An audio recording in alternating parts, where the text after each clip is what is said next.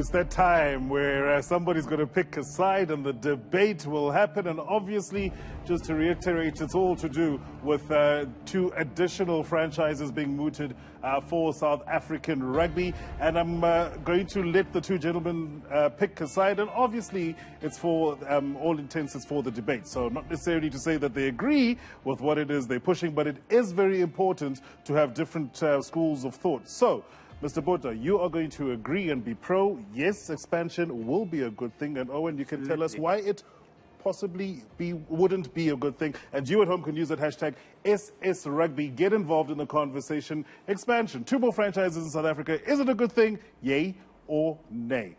Over to you, gents. Okay, firstly, Owen, I believe it's a good thing, okay, because, you know, we need to, I want to say, restructure, have the better players in certain structures. For me, the best players should be in Super Rugby.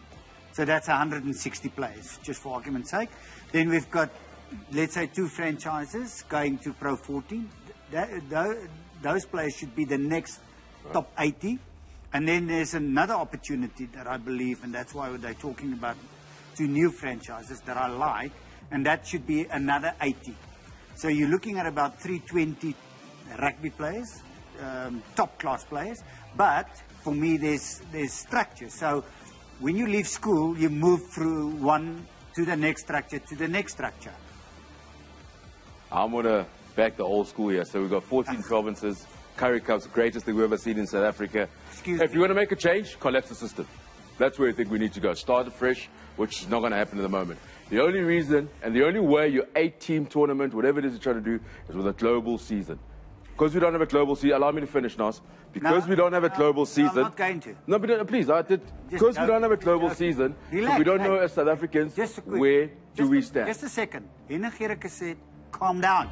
So calm down. But before you come down, okay, you got to play at the peak and be passionate about something, then under pressure. Only then when you're under pressure, you're going to be able to perform. So I think, because I feel like it's 1987, backing more numbers to be best. But Nas, I think it's going to be a tough one for South Africa in terms of accepting the fact that Greek might not be part of it. You talk of a good relationship we had a couple of years ago. We had Griffins with the Cheetahs. What do you do with the guys like a Leopards? So it's all those guys going to be in contention. Border is going to talk about the history of contributing to SA Rugby. So it's going to be a tough one. It's a tough one, but you can always look at your top 8, okay?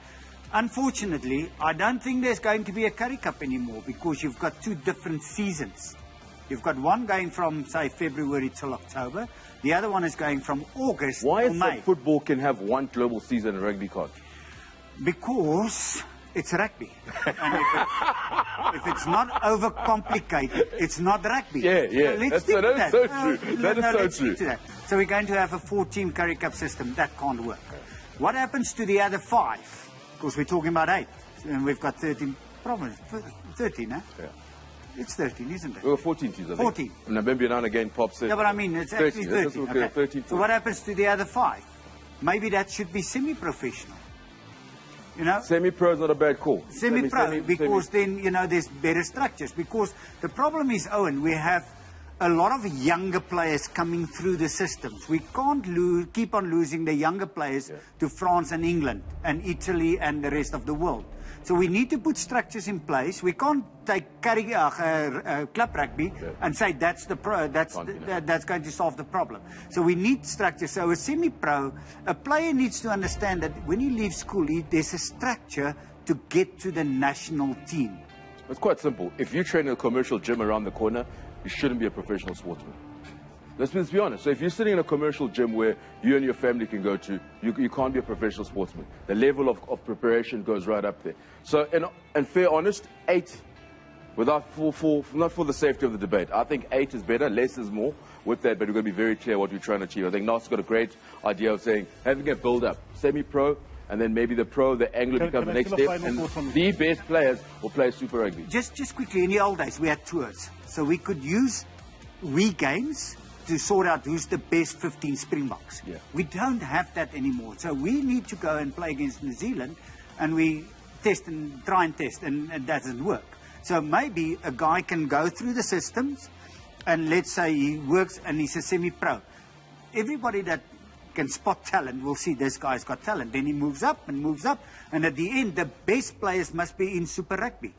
I think from that article, one of the things that really stood out, which was brilliant from an SA rugby point of view, is trying to find some sort of a central contracting, starting with the juniors, finding a way of making sure our youngsters from school, where do they go, what is their setup, are they getting educated? I think if we can get that right, it'll be a starting point of just making sure the next tier of players. That was my question, was central contracting in the current system versus the new proposed system? You know, our rugby is very complex, so we've got to start small. If we can get it right with the juniors and we see it working, and studying, because we've got the numbers, we've got the schools, we talk about it, make sure that we can still win a Junior World Cup going forward. Yeah, but unfortunately this year we didn't even get it right with the schools rugby. Let's be honest now. You know, and now last week we didn't get it right against New Zealand. Yeah. So somewhere along the line, boys, we have to talk about the reality, and the reality is we're not getting the results. And maybe we all agree on one thing: we need to revisit structures.